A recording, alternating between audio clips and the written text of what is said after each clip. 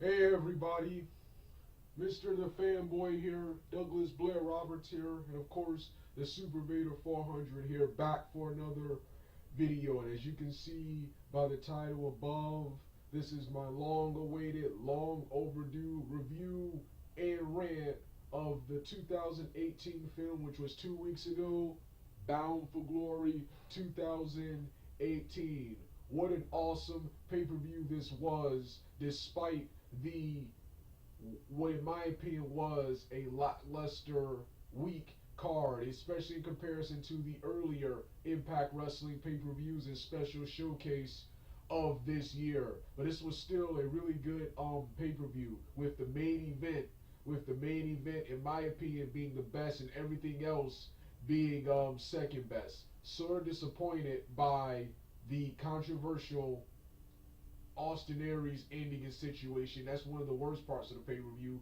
Other portions of the pay per view I didn't like were the fact that Petey Williams did not have a match on this pay per view, but of course, Rich Swann, my least favorite wrestler in Impact Wrestling right now, did have a spot. I was also disappointed with Eli Drake's utilizations on this on this um pay per view instead of choosing Petey or Desmond Xavier, another wrestler. No, he wrestles James Ellsworth, who I was happy to see get beat up. And then, but it led to something good at the end with Abyss coming out and destroying Eli Drake. Um, Other problems I had were the X Division Championship because of it wasn't defended in the big 6-man tag team match. But if you look at the spoilers for the upcoming editions of Impact Wrestling, it's going to lead to something great. And with that being said, it's time to make my grand entrance right now.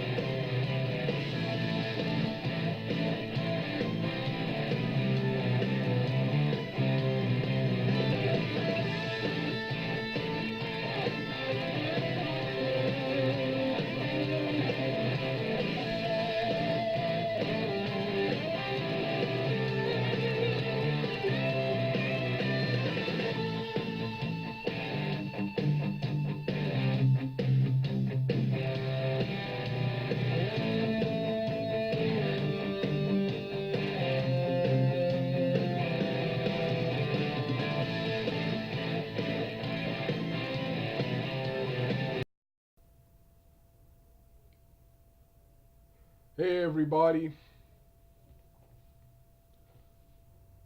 the Super Vader 400 here, Douglas Blair Roberts here. It's time for another review, and like I said, this is part two of my late, out of date review of Impact Wrestling Bound for Glory 2018, which happened Monday, October 14th of this year. I finally got I finally got around to finish watching the rest of this show. I wanted to review it live, but I decided to postpone the review to a later date because the my computer was having massive internet connection problems, and the links, the replay links, just like with the last two pay-per-views, were late being uploaded to the website. But with that being said, let's get started. Like I said in part one, the webcam portion of this review, this was an awesome show as expected. Why I didn't care too much for the card going into this show, TNA has shown in the past um to take average, ordinary impact looking pay-per-views and turning them impact wrestling cards and turning them into blockbuster pay-per-views, and they did that tonight. The show started off with Rich Swann and Willie Mack taking on Matt Sydal and Ethan Page. If you've seen my previous Impact Wrestling videos, you know Rich Swann is my least favorite wrestler in Impact Wrestling currently. He is generic.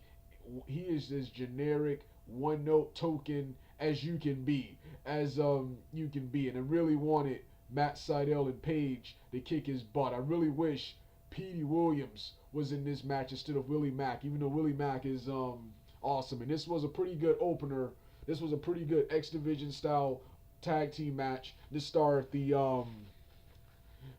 show. It sucks to see where Matt Sydal is where he is now, feuding with Swann versus where he was at the beginning of this year. But this was a solid opener. Rich Swann, much to my dismay, Rich Swann won the match with the Phoenix, with the Phoenix Splash for the 1-2-3. Next match of the night was really excited was Eli Drake and James Ellsworth. Really excited to see Eli Drake on pay-per-view. I was kind of angry that he was not booked on this pay-per-view. He's another guy. Look where Eli Drake was at the beginning of this year, and look where he is now. Look where he is now, feuding with Grotto and Joey Henry, and now doing these open challenge matches. When they turned Aries heel, I was hoping they turned him babyface and make his feud with Impact and Aries be a three-way. But I loved watching him beat the living daylights, squash James Ellsworth, whom I can't stand, and the crowd didn't like him either. The crowd kept chanting, "F you Ellsworth, F you Ellsworth." It was hilarious, man. It was hilarious. He quickly beat him and then demanded a real challenge come out, and to the roar of the crowd, in one of the best moments of the show, Abyss came out, and after an awesome brawl, black hole slam and choke slammed him through the table, man. Choke slammed him through the table. So yeah. Also love, I should talk about it now, haven't watched, but love the fact that Abyss is the first inductee into the Impact Wrestling Hall of Fame. First of all, I wanted the Impact Wrestling Hall of Fame to be at Slammiversary, but I can see what TNA is doing here with that being at Bound for Glory. And I wanted the first inductee to be Monty Brown, but Abyss, he deserves it more because he stayed with Impact Wrestling the longest. Third match is Tessa Blanchard defeating Talia Valkyrie in a pretty good Impact Wrestling knockouts match. Lots of stiff wrestling and awesome maneuvers from both women, including the top rope code breaker Blanchard used on Valkyrie to get the victory. I wanted Talia Valkyrie to win, but I'm okay with Tessa Blanchard won. She just won the Knockouts Championship, so she's not going to be losing that anytime soon.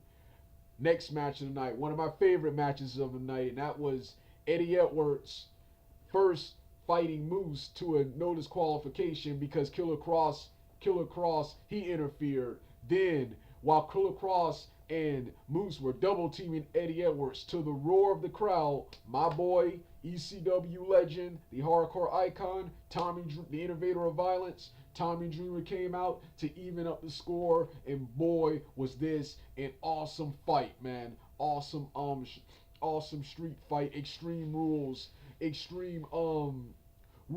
style match. Style match. Yeah, so yeah, one of the sickest moments came after the fight was over. After the fight was over, which of course featured Eddie Edwards and Tommy Dreamer defeating Moose and Cross by defeating Moose. Oh yeah, Eddie Edwards pinning Moose with a roll up when Moose got cocky. And after the match, Moose and Cross attacked Eddie Edwards and power bombed him onto the apron. I thought they were gonna power bomb him onto the steel because they exposed the mats first. They gave him a brutal power bomb to the apron. So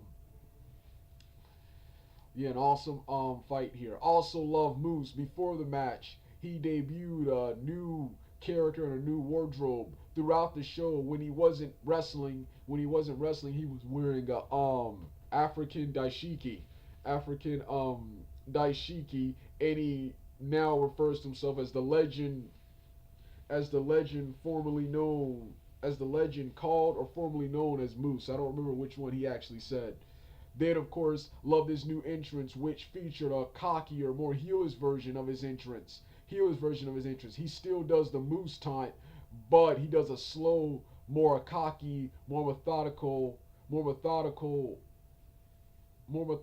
flamboyant version of his taunt than he did when he was a babyface, and he had several women out and had the shades on to reflect his heel and his cockiness. A character something vastly similar to The Rock, man. So yeah, that was awesome too.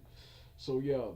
Next favorite match of the night was Ohio versus Everything. Dave Christ, Jake Christ, Sammy Callahan taking on Brian Cage, Phoenix, and Pentagon Jr. Before I get to this match, would have preferred Brian Cage to defend the X Division Championship at this pay per view. I didn't read it, but I heard about a post where it said Austin Aries ripped Brian Cage for not defending the X Division title at this pay per view. But I understood the feud they were building up here, and this right here was an awesome 6-man OVE's rules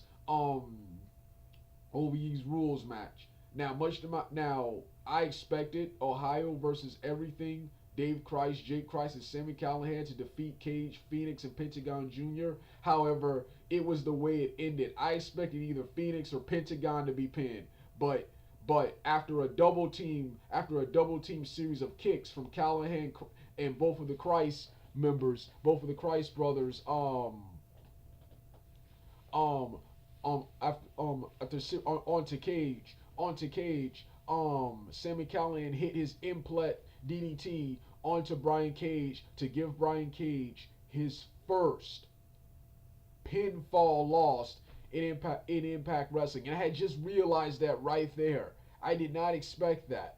And I read the spoiler results for the two more upcoming episodes of Impact. So it's going to be Brian Cage and Callahan for the X Division Championship in a feud for the X Division Championship. Looking forward to that. So, yeah.